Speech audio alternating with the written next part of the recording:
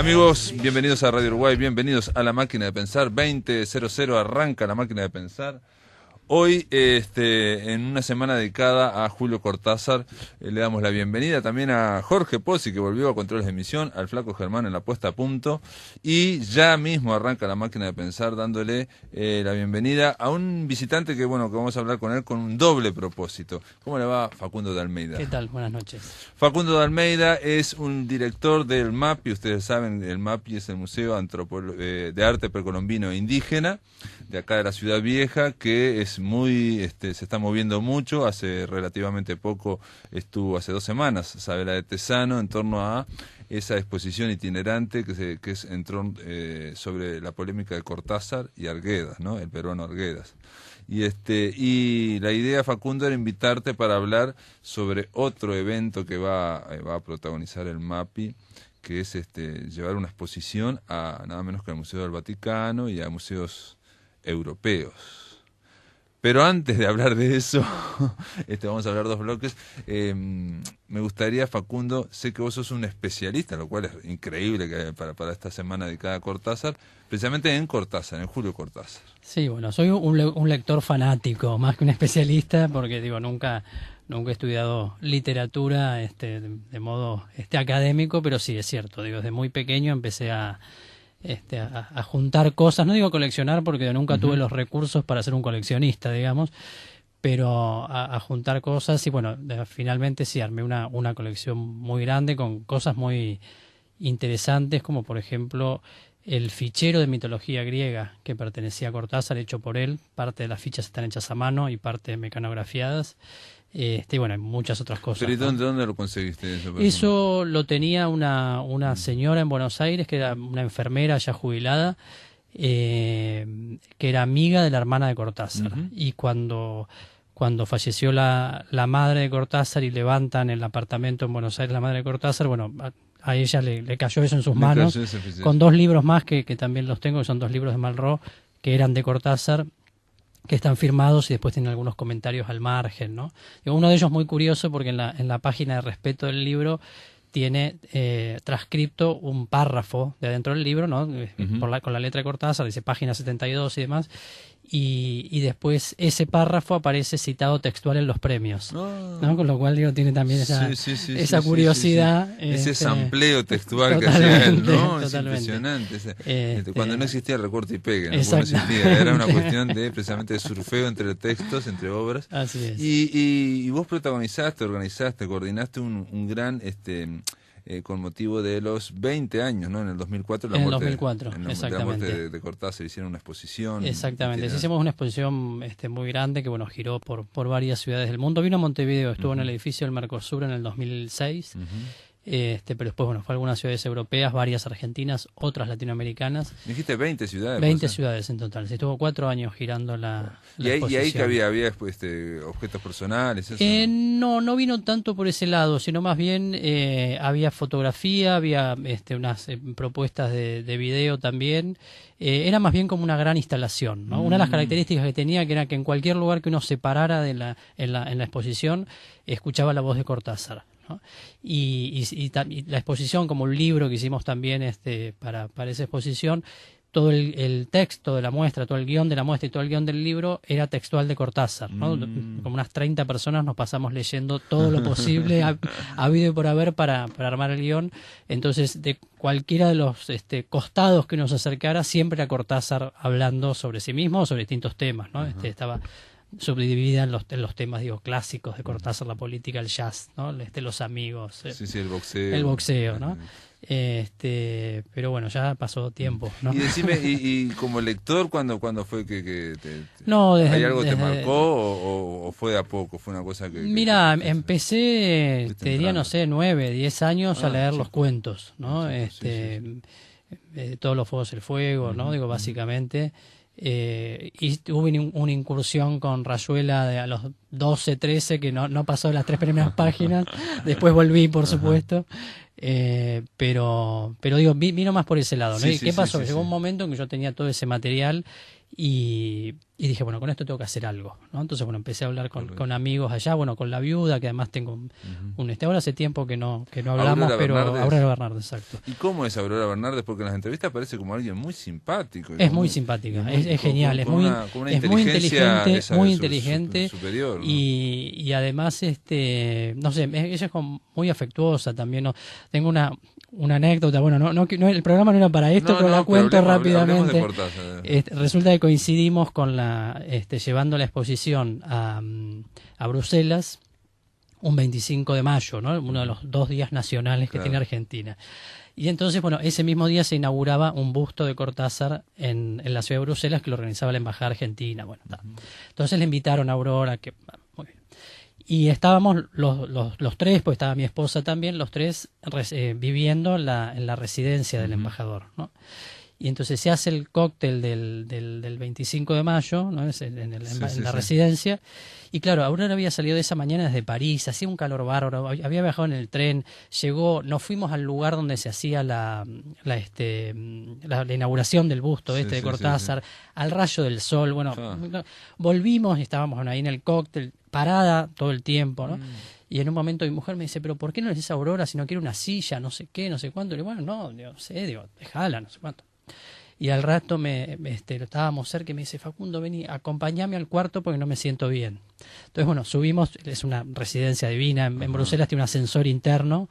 Entonces subimos y cuando estábamos en el ascensor me dice, agarrame porque no me siento bien. Y se desmayó en mis brazos. Oh. Yo decía, lo único que me faltaba era que Aurora Bernardes se desmaye en mis brazos. Bueno, había un médico allí y no pasó a mayores, pero fue una anécdota divertida, ¿no? Cortasariana y que ella después se acordaba y nos reíamos todo el tiempo, ¿no? Y ese mismo viaje, y venía esto también la otra cosa que es cultísima, no es una persona cultísima. Sí. Fuimos a visitar el Museo de Arte de Bruselas, los tres, Aurora, mi esposo y yo. Y nos hizo ella una visita guiada, pero alucinante, que estuvimos creo que 3 horas en una sala solamente, ¿no? Porque cada cuadro tenía un comentario, me acuerdo que era arte del siglo XVI, más o menos por ahí, que cada cuadro tenía un comentario, una explicación, ¿no? Digo, es increíble, la verdad que es digna esposa de Julio Cortázar. Eso te iba a decir, ¿no? porque cuando estás con ella, digo, a mí me pasó por lo menos cuando estar varias veces con Dolly Onetti y se genera algo así como una especie de espacio por contigüidad y parece que estuviera ahí, digamos. Claro, o sea, está compartiendo una intimidad y si bueno, Cortázar si estuviera acá haría lo mismo. Totalmente, sí. Además digo, para mí unas cosas increíbles como estar en la casa, que es donde vivió Cortázar también, sentado en la mesa donde escribió Rayuela, ¿no? Y ella contando, diciendo, bueno, Cortázar cuando se ponía a escribir, sobre todo con Rayuela, se ponía a escribir, no paraba, y por ahí escribía 2-3 días seguidos sin parar, que apenas dormía un ratito y seguía escribiendo, y me dice, yo lo tenía que agarrar, sacarle los papeles, y dice, Julio, venía a tomar una sopa, ¿no? Entonces la agarraba y se lo llevaba. Lo cuenta eso también él en el final de Cortázar, que era una cosa que no quería sacar la mano de la máquina. Y bueno, y ella siempre estuvo muy cerca, incluso digo ya después de separados, ¿no? Digo, de hecho fue la albacea y bueno, al final de su vida como que se reencuentran de alguna forma cuando Cortázar queda viudo de Carol Dunlop y como que era su gran amiga, ¿no? Exacto, su gran confianza. Por eso ¿Y de Pizarnik no hablaron, no? No. Porque viste que decían que Alejandra Pizarnik vivía cerca. Ahí sí. Y hay una historia con la Rayuela, como que ella pasó no sé si corrigió o lo pasó. Claro. ¿Sabías esa historia? Sí, no? sabía, pero no. Y además, digo, después también encuentros con personajes geniales, pues digo, a partir de eso conocí a los que eran amigos de él, ¿no? Digo, a Tomaselo, a los Cedrón, bueno, a Maña Offerhaus, que es una fotógrafa holandesa que Cortázar hizo un texto para unas fotografías del libro llamado Alto el Perú, que incluso se encontraron hacía añares que no se veían cuando la exposición fue a Rosario. Aurora estaba en Buenos Aires, entonces yo le invité, y a Maña Offerhaus le invitamos a Buenos Aires. Y bueno, se reencontraron, estuvimos almorzando los tres, que bueno, hacía añares que no se veían, ¿no? Con lo cual, digo, fue para mí una experiencia... Y con lo cual también la presencia de Cortázar aparece una vez más, claro, cuando está con los amigos, ahí ya es una cuestión como que... Julio Silva también, ¿no? Sí, digo, qué sé yo. No, fue Yurkiewicz, que después falleció. Saúl Yurkiewicz. Exacto, sí. exacto. De alguna forma también es como el magma ahí donde estaba, ¿no? Claro, Esa especie de plasma claro, pues además era todo un envuelto. grupo, ¿no? Mezclado de músicos, pintores, escritores, críticos, digo, que andaban ahí todos juntos, No, pero y aparte aquello de que uno se termina de alguna forma pareciendo a los amigos, Claro, y los amigos se terminan pareciendo un Además poco a hicieron uno, ¿no? muchos libros en común también, ¿no? Digo, que es una faceta por ahí menos conocida de Cortázar, pero él hizo muchos trabajos con artistas que, ¿no?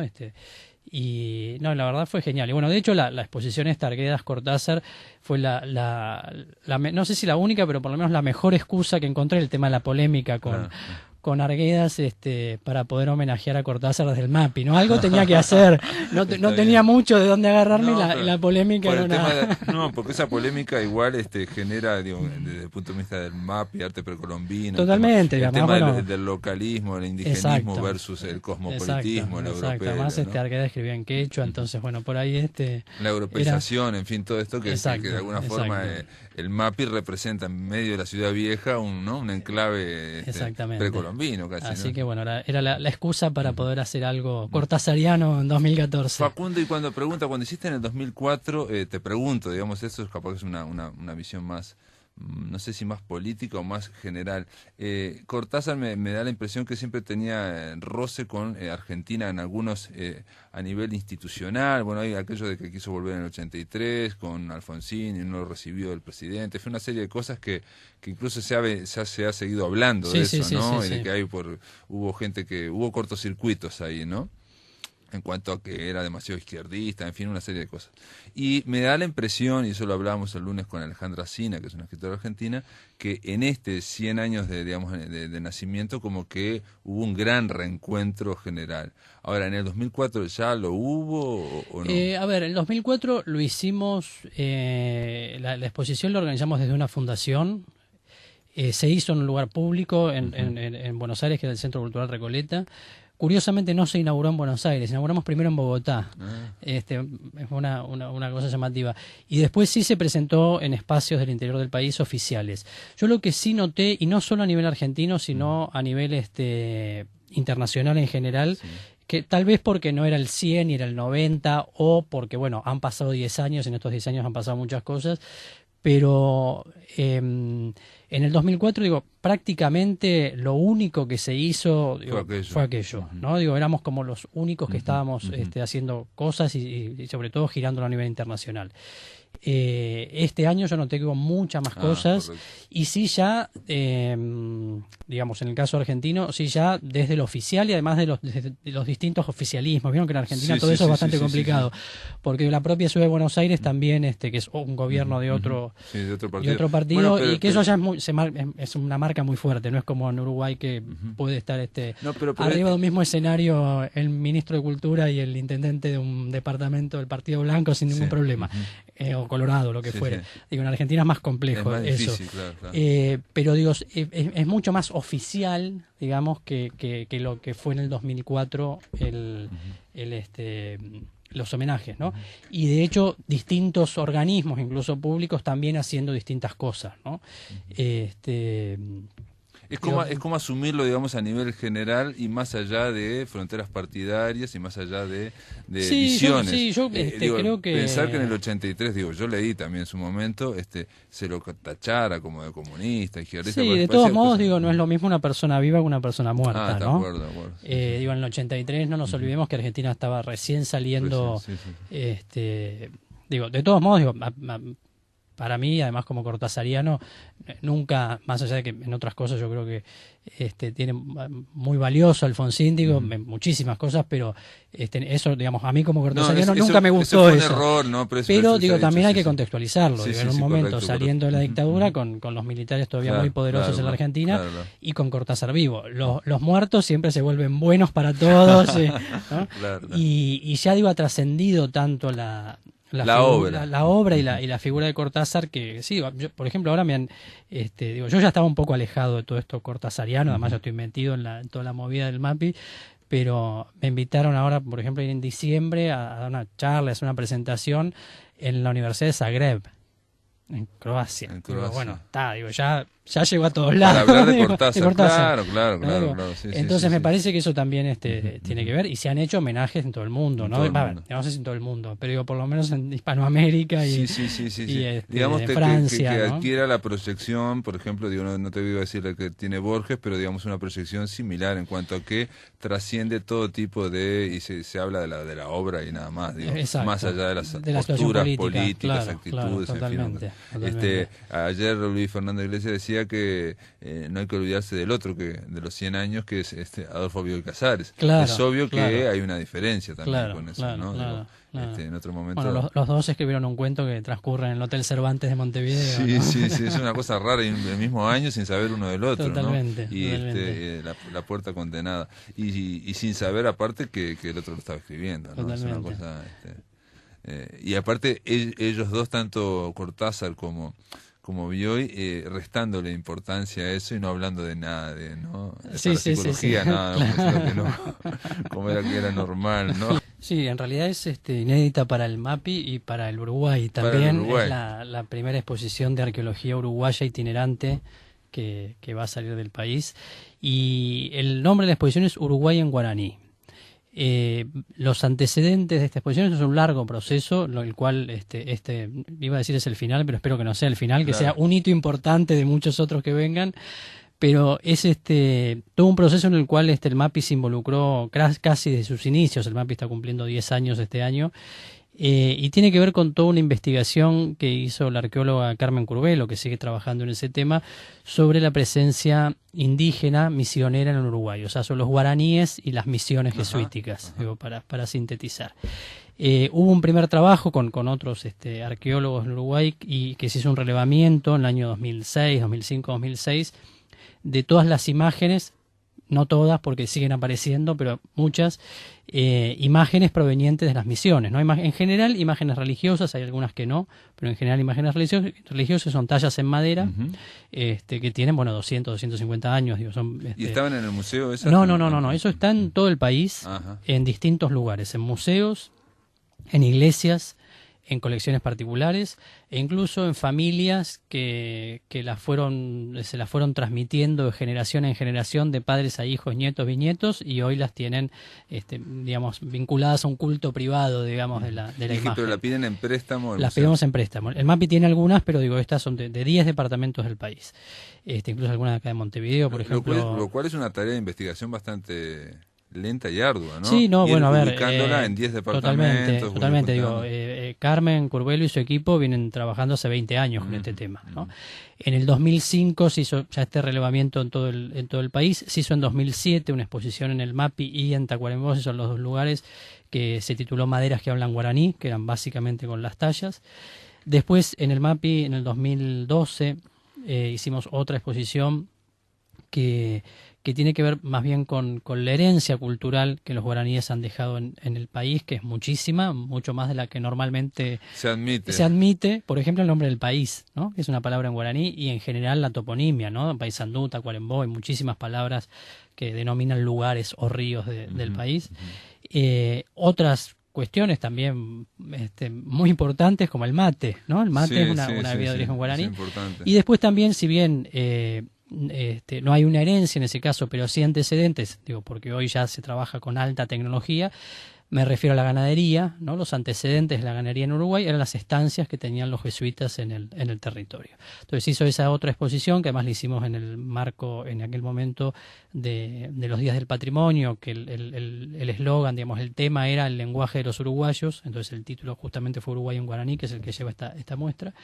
Y después hicimos otra exposición con objetos arqueológicos, que eso también es otra de las investigaciones de Carmen Curvelo, en San Borja de Xí, que es una excavación, donde estaba, eso es en el departamento de Florida, ¿no? El límite entre Florida y Durazno, que es donde estaba prácticamente el último poblado indígena del Uruguay, ¿no? El último lugar donde los indígenas vivieron agrupados, y ahí se excavó la iglesia, la plaza, una casa que por las investigaciones aparentemente era una suerte de pulpería, porque aparecieron restos perdón la ignorancia. ¿San Borja de Xí dónde es que está? San Borja de Xí es la puntita de Florida que entra en Durazno. Hoy es campo, ¿no? Hoy no hay nada. Sí. Pero eso era un poblado indígena, entonces ahí se hizo una excavación, se sacaron objetos arqueológicos, Y bueno, con esto después hicimos una exposición en el MAPI. Entonces, la exposición que estamos llevando al Museo Vaticano, después va al Museo Etnológico de Hamburgo y después va al MOVIM, que es el Museo de la Ilustración y la Modernidad de Valencia, por ahora, porque estamos ahí con otras gestiones. Claro, una vez que eso empieza a andar, digo... Totalmente. Sí, sí. De alguna manera es una síntesis de estas tres exposiciones, ¿no? O sea, es mostrar pasado y herencia de la presencia indígena guaraní asociado muy asociado, por supuesto, al tema misionero en el territorio uruguayo, ¿no? Que digo, es algo que se conoce poco acá y afuera. Sí, sí, ¿no? se conoce poco y se ha asumido menos, ¿no? Sí, totalmente. Porque, digo, en realidad uno conoce, ha estudiado algo, pero no se... parece algo que no termina de cuajar, ¿no? O sea, claro, decir, claro. Incluso el nombre de la exposición Uruguay en guaraní parece, ¿no? Rechina, porque parece que Paraguay en guaraní sí, pero Uruguay en guaraní no, y lo cual es yo iba a clases con un historiador famosísimo, Washington Reyes Abadí, y él decía que la toponimia, pero decía, por ejemplo, que la calle G en guaraní quiere decir río, es decir, nos está rodeando constantemente. Totalmente, ¿no? Totalmente. Sí, y además digo, es también importante transmitir, digo, hacia adentro y hacia afuera la pertenencia del territorio uruguayo al sistema de misiones jesuíticas. Claro. Y además con un rol muy importante, digo, porque esas estancias generaban, por un lado, alimentos, pero también generaban recursos económicos que contribuían al sostenimiento de los pueblos y de los, digamos, del resto de las misiones, donde, bueno, tal vez se desarrolló más lo monumental, como grandes iglesias y demás, que son los restos que hoy quedan en el sur de Brasil, norte argentino y en Paraguay. Por eso es que uno, por esa monumentalidad... Cree que las misiones eran de allá arriba. Claro, sí, pero las misiones llegaban hasta acá. Sí, por lo menos llegaban hasta Río Negro, ¿no? Exactamente. El famoso norte uruguayo era todo misionero. Sí, y además, digo, después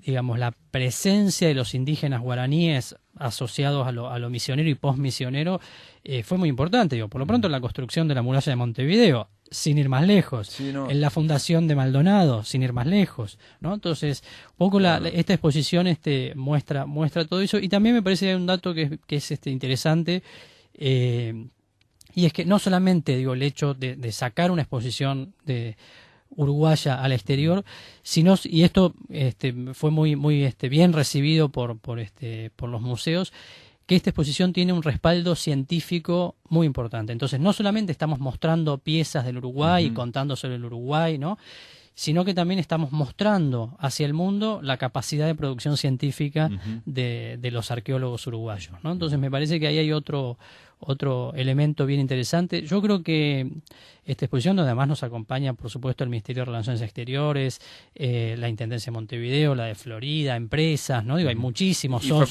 Facundo, ¿cómo surge la invitación del Museo Vaticano? Que estamos hablando también de que, bueno, de alguna forma la Iglesia Católica tiene que ver con los jesuitas y tiene que ver con esas misiones. Y, bueno, totalmente. En realidad, la invitación original surge del Museo Etnológico de Hamburgo, que le hace una invitación al consulado uruguayo, porque todos los años el Museo de Hamburgo organiza un otoño latinoamericano, donde normalmente invita a 2 países. Este año va a ser solo Uruguay.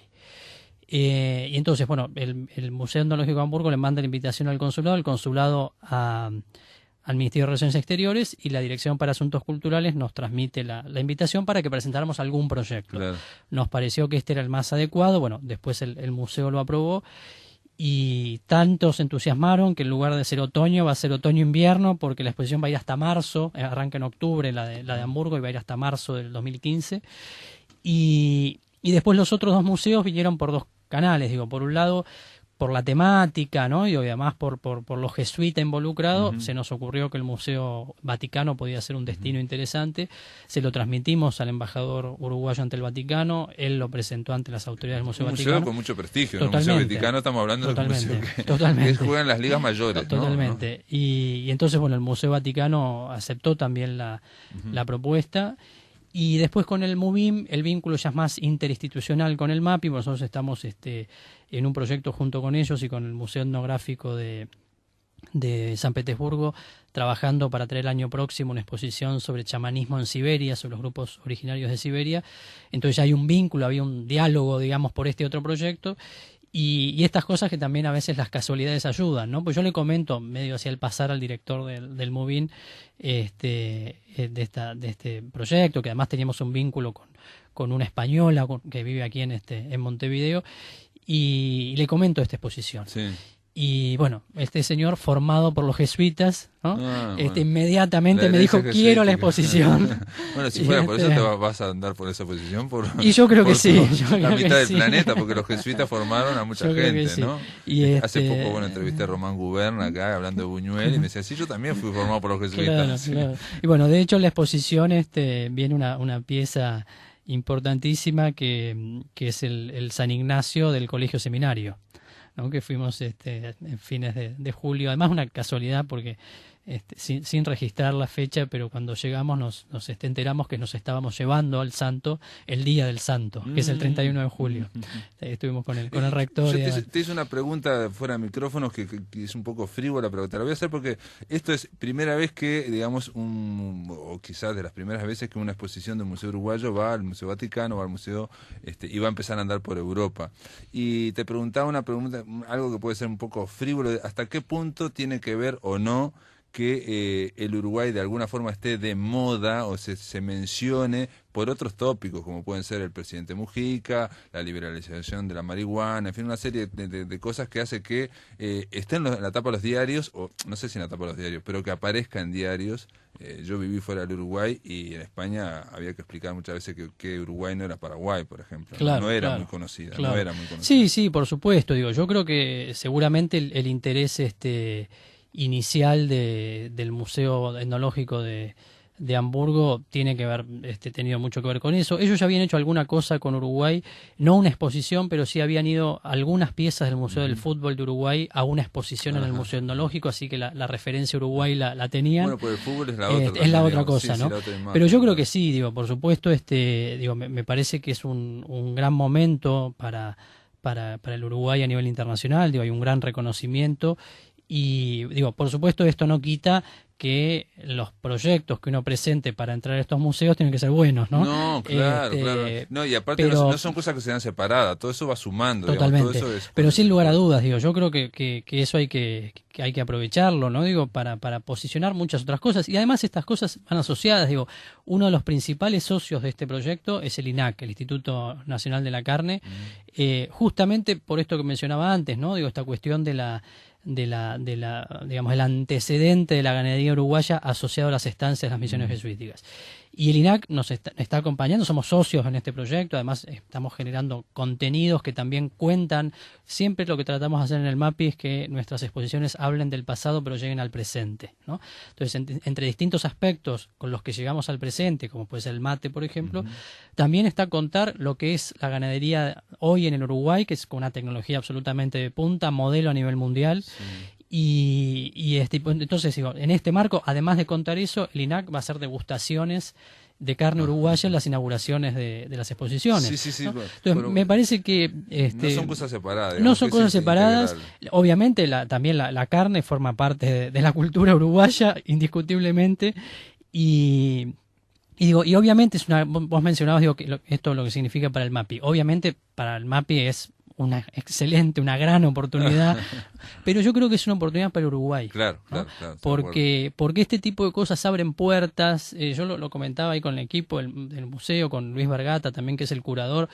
Yo decía, creo que nosotros todavía no nos hemos dado cuenta de las puertas que esto puede abrir hacia el futuro. Para el MAPI y para otros museos del Uruguay y para otras cosas del Uruguay.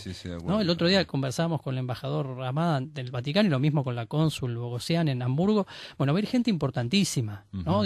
En Hamburgo, por ejemplo, la alcaldía va a hacer una campaña de vía pública con 20.000 afiches en la calle, en los metros y demás, y va a inaugurar la exposición el primer alcalde de Hamburgo. ¿no? Hay un texto del presidente del Senado de Hamburgo también en el catálogo. Entonces, son oportunidades que exceden completamente hasta lo cultural. No, de todas formas son oportunidades que hay que estar, digamos, alertas en cuanto a poder tomarlas y poder cubrirlas después también, ¿no? O sea, por el tema supuesto. ahí tiene que haber un background, lo decías vos, investigación, tiene que haber un material. Sí, bueno, pero hay muchos, yo creo que hay muchos proyectos de investigación en Uruguay que serían, digamos, interesantes para hacer exposiciones. Lo que pasa, después hay que hacer un trabajo que vaya, digamos, acorde a las exigencias de este tipo de Claro, museos, claro, ¿no? sí, Digo, sí. nosotros ya, por supuesto, hemos Empezás mandado... a jugar en primera Totalmente, y entonces ya hace, hay ya exigencias hace de primera. tiempo, Claro, sí, sí, hemos sí. mandado planos con todo el Claro, diseño de claro. montaje, obviamente pieza por pieza lo que va, digo, Claro, o sea, claro. hay como hace un año y medio que venimos Sí, trabajando sí, en hay este proyecto, protocolos que ¿no? al jugar Entonces, sí, sí. pero digo, yo realmente estoy convencido que va a ser una gran oportunidad para el Uruguay. Ujú. Bueno, gracias Facundo de Almeida y obviamente quizás cuando termine todo eso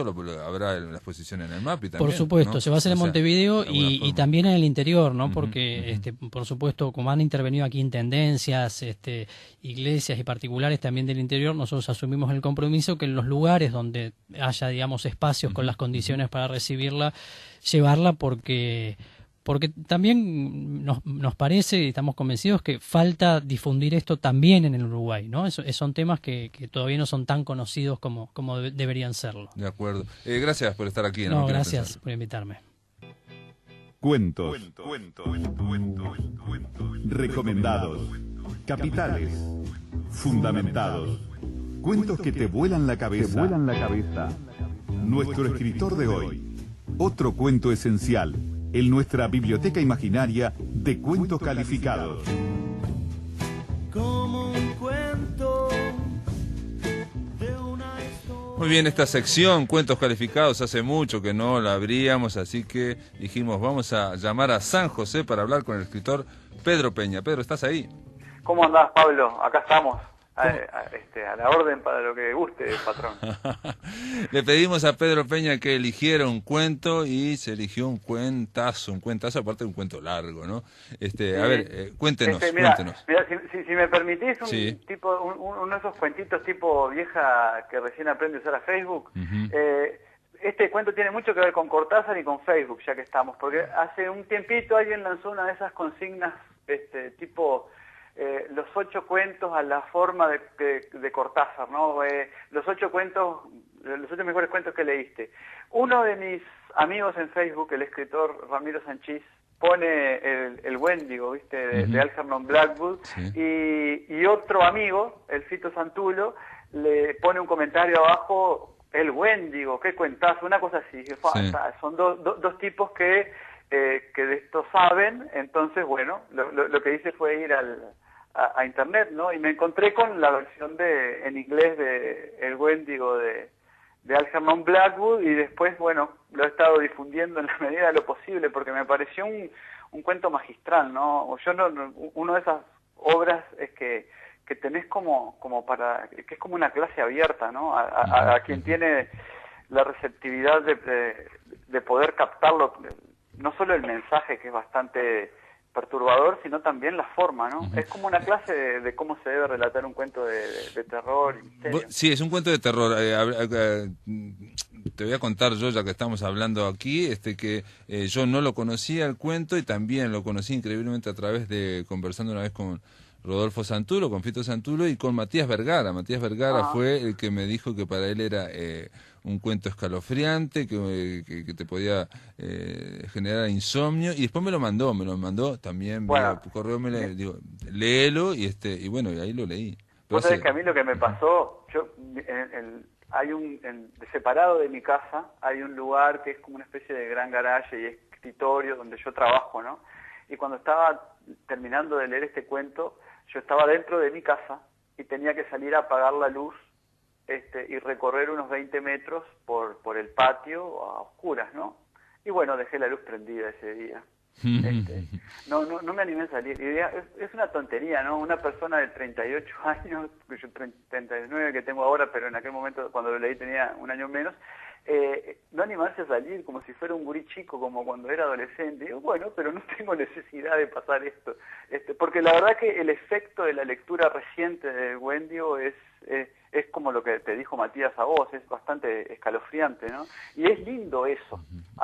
Yo lo que rescato es esa sensación primitiva de sentir ese temor, ¿no? Ese temor que es a través del lenguaje que se da, es algo que vos sabés que es ficción, que no es verdad, pero a la vez te genera eso que no podés evitar, ¿no? Es como cuando estoy mirando Game of Thrones y Juego de Tronos y aparecen los caminantes blancos, ¿no? Sobre todo en la primera temporada, que casi no aparecen. Te generan terror. Y bueno, y son esas cosas lindas que tiene la literatura, ¿no? Aparte de tener un par de cosas más que lo conectan conmigo. Porque este cuento tiene como escenario el Canadá, ¿no? El norte de Estados Unidos y el Canadá profundo, particularmente una ciudad en la que yo circunstancialmente del año 98 recalé, que es la ciudad de Kenora, que en el cuento aparece como Rat Portage, que es el lugar donde vive Défago, que es uno de los protagonistas. Pero básicamente estamos hablando de un cuento que se desarrolla en los bosques de Canadá, en la inmensidad del bosque.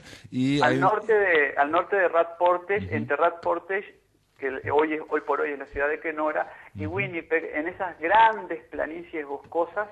Y esa es la otra virtud que tiene el cuento, ¿no? Porque después, investigando un poco en la obra y en la vida de Blackwood, él vivió en esa zona, y claro, aquello es enorme, ¿no? Y como lo refleja el cuento en el plano descriptivo, son zonas en las que siempre, por primera vez, se pone el pie del ser humano allí, porque es tan vasto, es una región tan enorme, que es probable que en esas regiones no haya pisado nunca nadie. Y además es una región bastante mística desde el punto de vista de los cruces que se dan en las creencias y los cruces de leyendas, porque tenés las poblaciones de los nativos, los indios algonquin y los Ojibwa y una serie de tribus que habitan esa zona, que son los que generan en la parte mística a la criatura del Wendigo, ¿no? De la que Blackwood lo que hace es valerse para reformular la leyenda, ¿no? Sí, aparte estamos hablando de este bosque gigantesco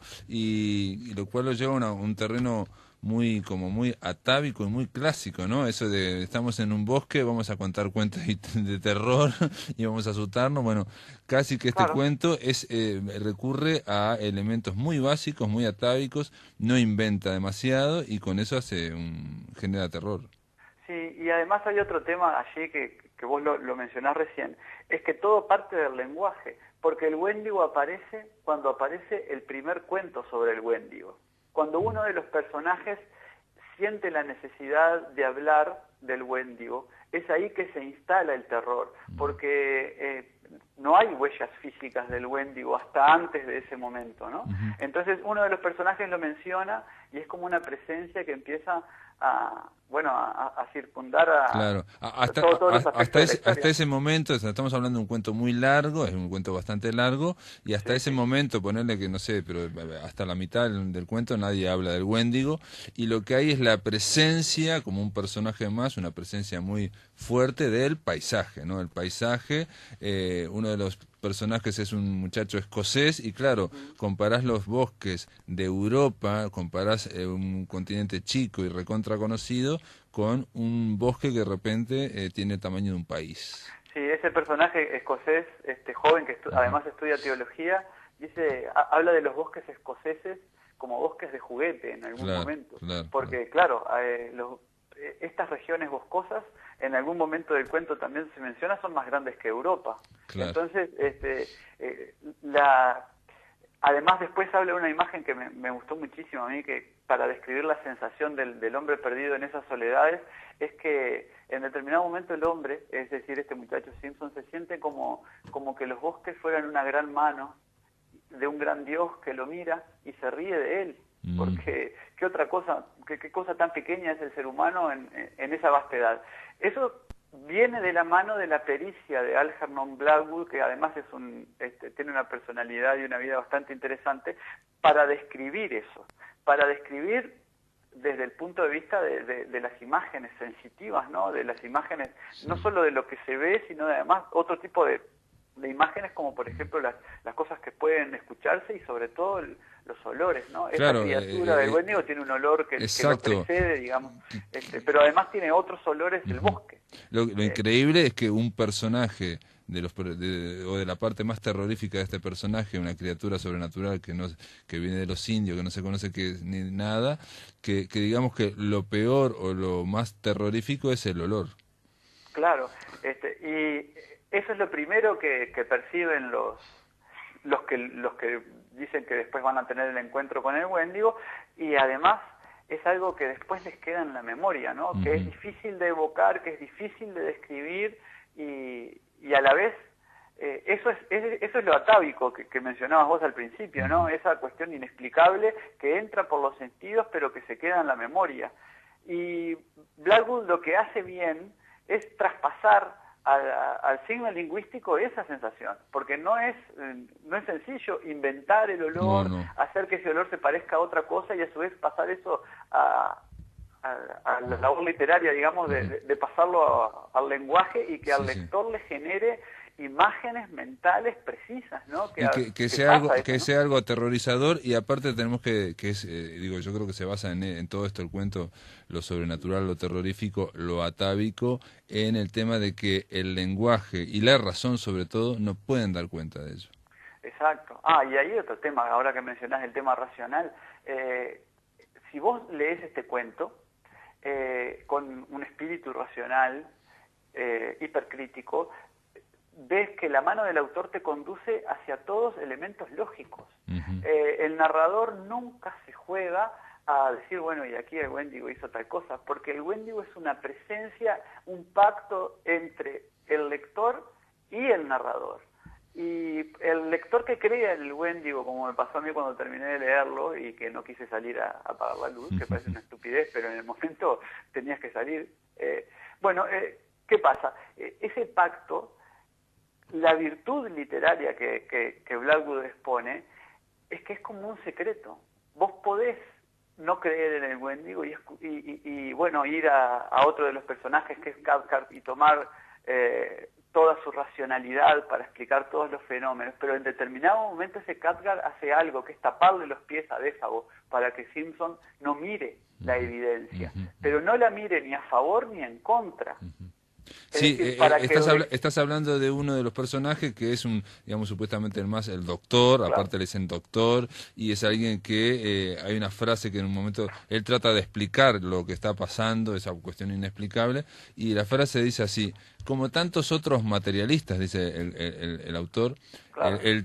Su tío, había sabido utilizar con sagacidad el argumento de la insuficiencia de datos, o sea, no tenemos datos suficientes, para enmascarar el hecho de que los datos presentados le resultaban a él totalmente inadmisibles. Exacto.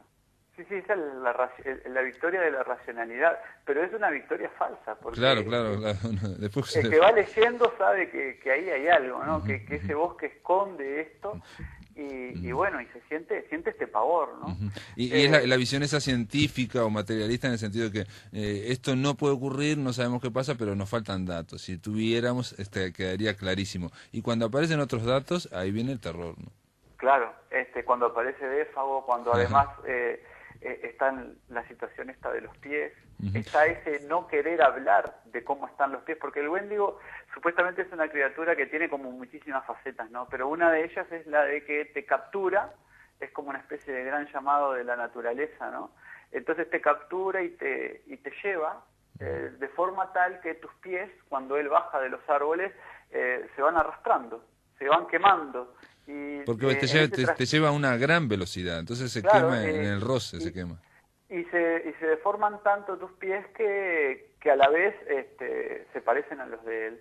Y eso es lo que supuestamente Défago tiene, que nunca lo vamos a saber, y que Cathcart oculta de su sobrino, para que su sobrino no tenga la revelación final, ¿no? Lo que sería la prueba de... Lo brillante también, ya que estuvimos hablando, ahora yo dije también que está el tema del lenguaje, es que lo que hace este terrible monstruo, el Wendigo, lo primero que hace es un llamado en el lenguaje, hace un llamado con la voz que te nombra, y cuando te nombra vos tenés que acudir y como inmantado, como hipnotizado. Entonces también desde el lenguaje. Y otro detalle, perdóname, lo último es que en estos 4 personajes que están en el medio de este mar de bosques, que es gigantesco, son de distintas etnias, ¿no? Hay uno que es un indio, hay otro que es un escocés, un europeo, hay otro que es un latino no sé cuánto. Y está el franco-canadiense que es Défago, está Hank Davis, que es puramente inglés. Vos sabés que todo esto tiene razón. Vos sabés que yo pensaba en este cuento, ¿no? Por ahí se nombra a la Hudson Bay Company, ¿no? La compañía... Hoy por hoy, cuando nosotros compramos algo por eBay, Estamos hablando de la Hudson Bay Company, que es la compañía de la bahía de Hudson, que está mencionada en este cuento y que tiene una historia riquísima de cómo fue que colonizó esos bosques con habitantes, o mejor dicho, con colonizadores como estos personajes, que en su momento fueron cazadores, que después fueron por el tema del cuero, que después fueron cazadores de castores y de alces y de todo tipo de animales que vivían y que tenían una piel preciada, ¿no? Todo eso fue lo que pobló al Canadá. Entonces, a través de este cuento, lo otro bueno es que se recrea parte también de una historia más general. Este cuento tiene como muchísimos puntos, porque si alguien quiere conocer cómo se vivía a fines del siglo XIX, principios del siglo XX en esa zona, este cuento le informa también. Entonces tiene como esas cosas que tienen buenas los cuentos, ¿no? Los cuentos que son buenos, y es que te ilustran además, ¿no? Más allá de que te ofrecen un entretenimiento y una serie de cosas lindas, te mejoran, te ayudan a ver otras cosas y bueno, y te conectan. Yo creo que tuve una conexión inmediata con este cuento. Es un cuento que fue publicado en 1910, ¿no? Estamos hablando de un cuento que ya cumplió los 100 años y sin embargo funciona como si recién hubiera salido el cascarón. Y es el primer rescate literario del Wendigo, ¿no? Porque después, investigando en la figura del Wendigo, vos lo podés encontrar en otras obras o inspirando otras criaturas. Incluso los podés encontrar en Marvel, ¿no?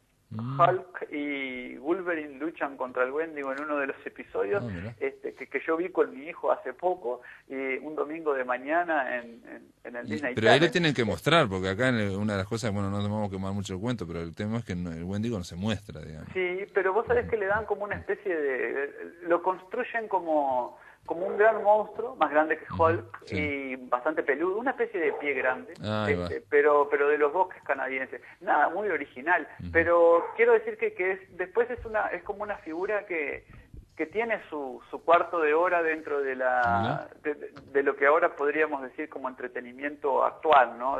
Fíjate que estos dibujitos que pasan los domingos de mañana en el Disney Channel de Marvel son del año 2007, 2008, hechos más o menos en esa época, y Hulk y Wolverine se unen para pelear con él. Hay otros episodios, por ejemplo, mirá la referencia que te voy a tirar, en Mi Pequeño Pony, dibujitos animados para niños más pequeños, hay como una especie de club de Wendigos, que son como ponis malos, que hacen lo mismo que hace el Wendigo de Algernon Blackwood, pero a la escala de que un niño de 5 o 6 años pueda ver, ¿no? Entenderlo. Entonces, estamos hablando de una criatura que nace de los nativos del norte de Estados Unidos y del sur del Canadá, los algonquinos, los ojivas, todos estos. Pedro, se me terminó el tiempo, Dale, no siga hablando hablando. Me apasiona. Se me pasó un minuto. Esto quiere decir que terminamos. Pedro Peña recomienda. Te mando un abrazo, Pablo. La semana que viene es la feria en San José y presentamos novelas, así que quedan invitados. Dale, muchas gracias, Pedro Peña. La recomendación de este escritor de San José es esta, El Wendigo de Algernon Blackwood. La pueden ver en internet. Si van a la página al blog de La Máquina de Pensar, también está linkeado, pueden leerlo ahí. Y nada, mañana vamos a seguir hablando de Cortázar aquí en La Máquina de Pensar. Vamos a llamar a Buenos Aires para hablar con la ensayista Silvia Zaita.